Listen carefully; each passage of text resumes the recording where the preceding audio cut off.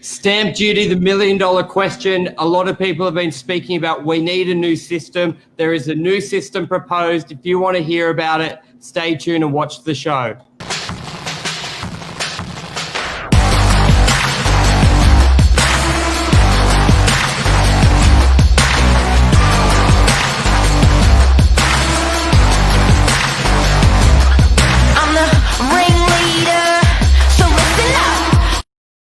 Good morning, everyone. Welcome to Morning Minutes. Myself, Michael Bergio, Mark Novak, special guest accountant of the show, Harry. Good morning. Good morning, guys. Today, we're going to be talking about stamp duty, the current model, which a lot of people know of, and have been sort of cheering for something new to happen, and also the new proposed model that could come into action as early as March this year. We're going to be talking about what's better, pros and cons, and if you're just a typical person looking to buy, how will it affect you? Gents, Harry, I think we've said this on the show many times, especially with the current economy at the moment, is property is just going to be sort of built up because it's revenue for the country, revenue for state, especially while other money-making mechanisms like tourism, immigration are down. And what we've sort of touched on briefly, this could be a door to really incentivize higher transactions for property, lower the barrier to get into property, because stamp duty has always been a bit of a hurdle. As hard as it is saving the 20%, stamp duty is about 4% of the property price, can be $30,000, $50,000, $100,000. So anything that helps with minimizing that is something that will prick up people's ears, but there's always pros and cons to it. Isn't that right? Yeah, certainly. Look, stamp duty has been around for over 150 years. And as you say, it's been a massive hurdle for buyers getting into the market. It's taking a fair amount of time to save for a 20% deposit, let alone the additional stamp duty cost that you need to save. And with property prices increasing, as stamp duty is assessed on the market value of the property, you can just see how harder it's getting for people to save that additional stamp duty value. So, yeah, exactly right. It's a huge hurdle for people. Because a lot of people, like stamp duty, when it was last changed or advised, I think we looked at it one show, Mark, I think it was 50 years ago when the average price was like 100 grand. So, and you look, and 1985-ish. And so what's that, 35 years ago? So like the stamp duty was just a small portion. But then when you look at the median price is now like $1 million, 1.1. Yeah. I don't know if they ever thought it would become so large. And a lot of people are going like, this is out of whack. When you look at the model of stamp duty, like you're talking about prices at 80 grand, 100 grand when it came in. Like a lot of people have always said it may be a little outdated. Yeah, and the difficulty is, Michael, is it's assessed on the market value of the property. So as property values go up, your stamp duty goes up. So this new proposal clever government. Yeah. Well, they probably didn't expect property values to increase so large when they set up stamp duty in the first place. So that was the initial problem, in my opinion. Yeah. Well, if you think about $1 million in the mid-'80s, that probably represented about, if it's doubled, that probably represented about $7 million today.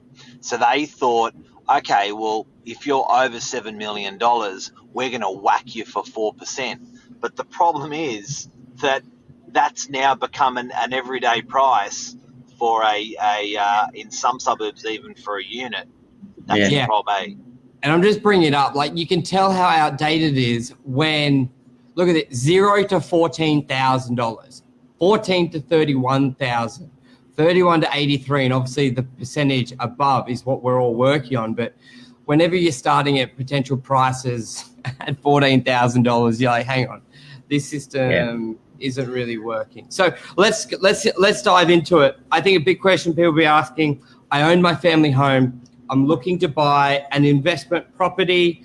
And what if I had the choice, because we spoke off, you actually will have the potential option of choosing the current model and the new proposed. So let's put ourselves in the mum and dad second investment property, and tell us what you would recommend, or what would be the key things, the questions they should ask themselves, like how they're buying and what their plans are for the property, to choose which would be better.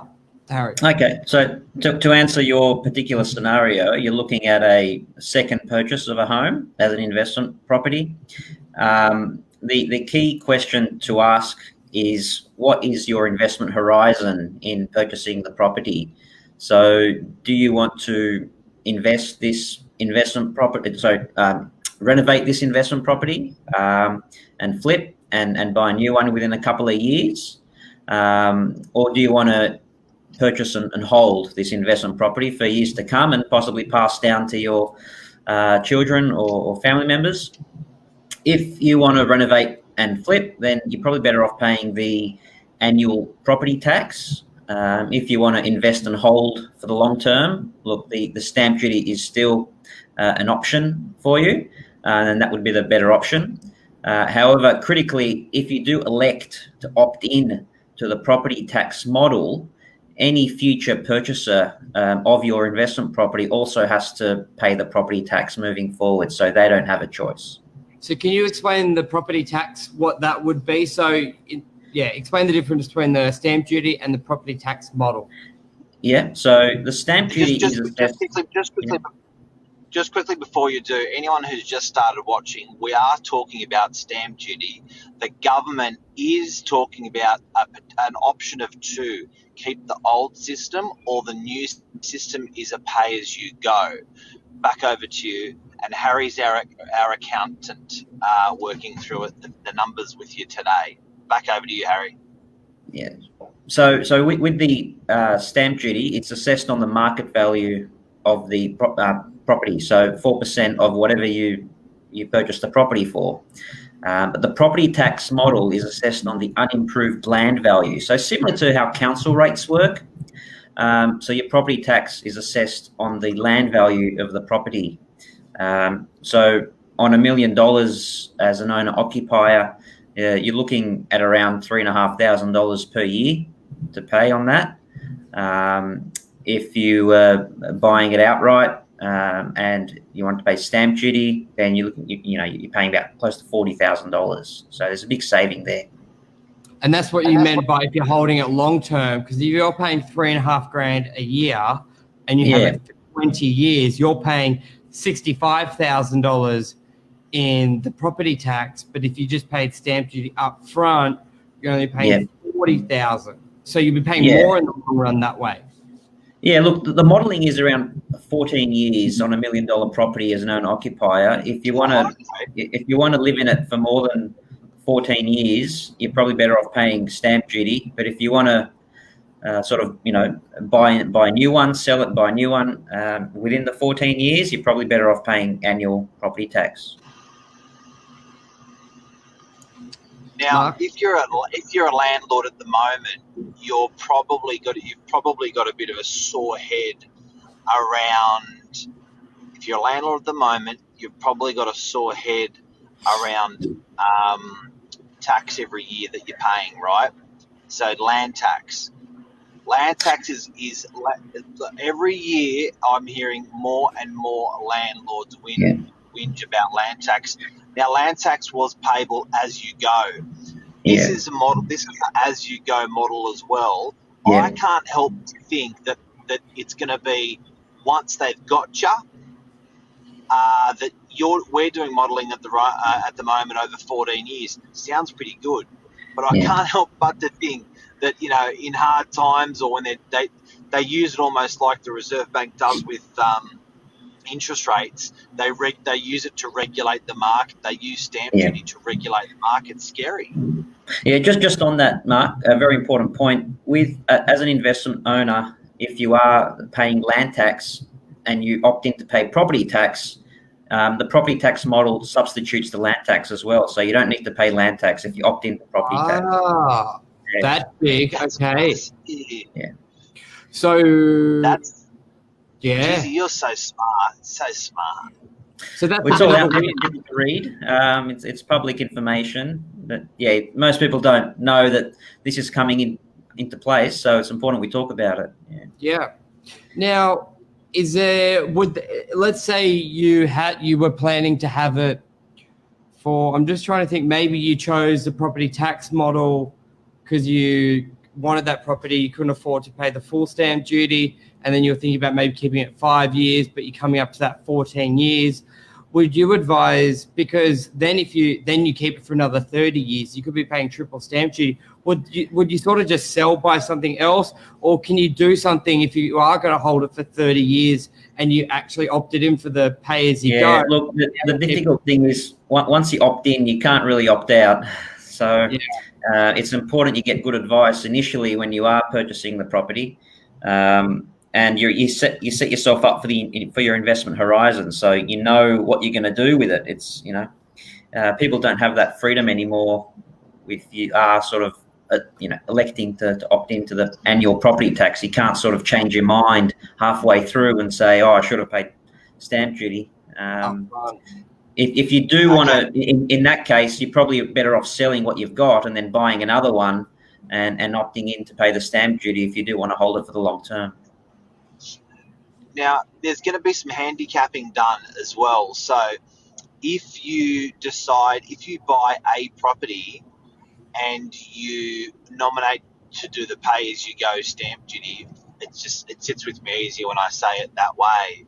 That pay-as-you-go stamp duty must always remain with the property for the rest of the life of that property. That property will be handicapped to only offer that. So us as real estate agents may be marketing that you can do pay-as-you-go stamp duty or a one-off stamp duty when we market a property. That's weird. And properties that have that choice, in my opinion, would be more desirable because it'll give you options for a larger pool of buyers. So it could create a two-tier property market if it does come into place. Yeah, because where it will really handicap that property, which is, say, it could be the forever home. It could just be not like a property that it's not really an investment property. And if you have to buy it under the pay to go, knowing if you keep it longer than 14 years, you're going to be paying more than it would have been if you just paid it up front, could bring some hesitation. But then on the flip side, if you actually go into a bit more detail with the client, because that could be their first thought, but then you say, Mr. and Mrs. Smith, you actually own 3 properties. You would normally, well, even though you wouldn't on your principal residence, pay land tax. If you put this somewhere, or you would save land tax on it. Well, actually, that sort of wouldn't work as well, because your principal residence, you wouldn't pay land tax. No. So you would be stuck paying the pay-as-you-go over 30 years, paying more. That's right. Before. So that's where it could really handicap the forever home. If it's your forever home, if it's your forever home, you're better off paying stamp duty one-off. But if you can't, then you can't. Yeah, correct. Correct. Well, you got to lower your expectations with purchase price, I guess, if you can't, And if you're paying stamp duty as you go, you've potentially got 4% more deposit in your back pocket. Correct. This is the idea. This is the proposal. It allows you to buy something more desirable. And we haven't spoken about first home buyers as well. So this is huge for first home buyers because it's getting them into the market. So what the proposal is doing for first home buyers, let's just say a property is worth $850. The stamp duty on that is usually $31,000 roughly.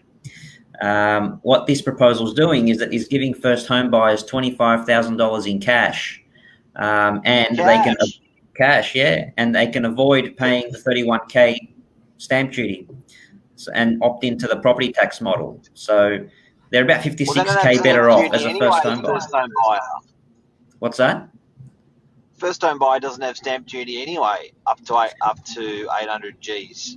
Well, if it's 850, if they're buying up to 850 or higher than the threshold, then they will have stamp duty. Yeah, $1 million. So that will definitely help that way, or that second investment property. Yeah, I mean, if a first home buyer is cashed up and sort of, ready to buy their first home, they've been waiting and waiting and waiting all this time. Now, it could be a good opportunity next year to jump in and take advantage of this annual property tax model. And let's face it, our society is happy with pay less now, pay more in the future. Look at how we look at credit cards. Like Afterpay and all those sorts of things. And as I know Luke saying, Luke Moroney on Facebook, new structure is terrible, people and short-term focus. This will hurt in years to come, as we discussed with the My God, Luke's the most positive person I know. It will lead to more defaults, people getting into property with very little skin. There's always that worry by making loans more accessible, making all the barriers lower, that it will give people money who won't be able to afford it. It does open the doors there. It just sort of goes off the back of what the economy, regardless of long-term needs stimulation, it needs transactions. Our economy is lacking a lot of other funds, and this just gives a good boost to the property market. Right or wrong, we have all asked for a change, and it looks like something's going to happen. Just on that topic, with the investment owners, with the property tax, the proposal is that there's also going to be a protection clause in there with deferment of liabilities. So if you have difficulty paying your property tax as you go, the government won't make you sell your property to pay the property tax. They'll work with you in a deferment liability scheme to help you pay that back slowly. So, you're not going to be forced out of not being able to pay it. So there is a protection clause there. And Generation X style. Will this be a deductible? Because I don't believe you can claim back stamp duty. It is, it will be tax deductible, property tax. Yeah. That's another benefit of it, yeah. That's a big benefit, because stamp duty you couldn't do anything with, but now you've basically added on another 2, 3, 4 grand. As an investment owner, investment property owner, yeah. Okay. So you're not going to be paying land tax if you're on it. You're going to have 4%. You're going to have 4% in your back pocket straight away if you're buying a place, and it's tax deductible. Sounds good to me. Well, it's substituting land tax for an investment owner if you're over the threshold. So, yeah. What else, Harry? What are some good and bad things in this? So we've got the tax deductible. You're not going to be forced to sell if you're falling behind or work with you. Lower barrier to enter. Any other big pros or cons? Yeah, look, I think the big pros are for the first home buyers, just to get them into the market. As I said, there's a huge 25K cash outlay. They could use that to pay the property tax on an annual basis, or they could use that to renovate their property. Look, I think it's going to increase activity. It's going to make real estate agents busier. It's going to create builders, carpenters, electricians, plumbers, because people will start renovating their properties. And the reason why they'll do that is because the property tax is not based on your market value of the property. It's based on the unimproved land value. So you renovate your property and then sell, and the buyer won't have to pay a huge stamp duty cost on that. The unimproved, that's not what land tax is based on, because if you buy a unit for 800 grand, usually that land tax value is only 100 grand. Are you saying that, or what you bought it from? Oh, it's the land value assessed. So it's like council rates, how council rates are assessed. It's on the land value of the property, not the market value. Because that value of a unit is generally 100,000, even if you paid $1 million for the unit. So you're paying 4% on the, let's say it's 4% on the 100 grand, rather than an upfront 4% on the million. So that's it's not 4% on the unimproved land value. There's a separate calculation for that. Okay. Yeah. So it's not a 4% swap. There's a separate calculation for it. But what happens is the valuer's office will value the property, the land, and come back with a land value, and then that's what the property tax is based on. And do you know what's their proposed figure if that comes back at 100 grand? Yeah, so the owner-occupier is 0.3% of the unimproved land value plus $500 plus a fixed sum. So that's what it gets to. And then investment owners is 1% of the unimproved land value plus $1,500 per year. So you could see that it's higher rates for investment owners. Wait, so if it's 100 grand, 1%'s 10%'s 10 grand, 1%'s 1,000 plus 5, so it'd be 1,500. So a typical unit at 800 grand would have that land value of 100 grand. So it's only about $1,500 a year. Yeah, that's sort of that's the model around it. So you're paying a smaller sum each year compared to a larger outlay. Sounds around sort of 10% ish. You know, like you said, over 14 years payback. But that's a show. Are you the smartest accountant in Australia? Is this true? No. Well, it's all public knowledge, Mark. So there's a consultation paper out there. People can have a read of it. It's open to feedback till March. Consultation paper. Everyone would rather just watch this than read a consultation paper. You had some good oil in this one. Yeah, well, yes, it's a huge topic. If you are looking to buy, look, might be worthwhile just to wait a little bit and just to see what happens in early next year. Yeah, depends on your investment horizon. That's the critical point. Yeah, it is. I'd love to see if Luke's done a video on this. He's obviously very passionate. I know because Luke's a big long-term wealth creation, and I think a key thing here is you'll have the opportunity to choose. It's a choice. It's a choice. Exactly right. It may not be in 5 years. A lot of things that come in with a choice and come in cheaper in 5 years, they're not a choice and they're more expensive. But I think they will gauge it for how it unfolds, the feedback, and then it may not be a choice in 5 or 10 years, and we'll see how it goes. Oh, look, I see it. I don't see the government changing the goalposts again after this. It will be very difficult. It will be very illogical of them to do so, given they've put this forward and allowed comments to come forward. So, stamp duty was around for 150 years. So I think this new model will be around for quite a long time if it does get passed. But change it as in getting rid of the old one. Changing it so at the moment, like if they work out two, you reckon? Yeah, it's again. Yeah, you're right. But I think a lot of people do want to pay that upfront stamp duty cost as well. Yep. I think that's a very desirable thing to do. So I don't see them getting rid of that. Upfront, and for the government, they would rather get it upfront as well in some cases and have it. They're basically creating two bank accounts, one for upfront payments, which everyone loves upfront payments, or a longer term payment, but they end up getting more. So I think it's not bad. It's good for options, and something. Definitely. I mean, options are always good. I think options are always good. It opens the door to a lot of investment options and stages, so it helps. Awesome. Well, thank you very much. You're a legend, buddy. Coming on. No problem, guys. Legend. All right. You answered all my questions, and I had a lot of them. And that's a cracker. So thank you so much for coming on the show. It's very hard for people to get a qualified accountant or solicitor to talk on video for free. But your services are available. If anyone needs an accountant, we're going to whack your number in there. And what sort of accounting do you do? Business services, tax, audit. So the whole lot.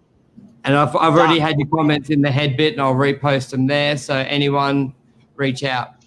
All right, no problem. Excellent. Thanks, guys. Great to chat. No problem. All right. Cheers, Michael. Yeah. See you.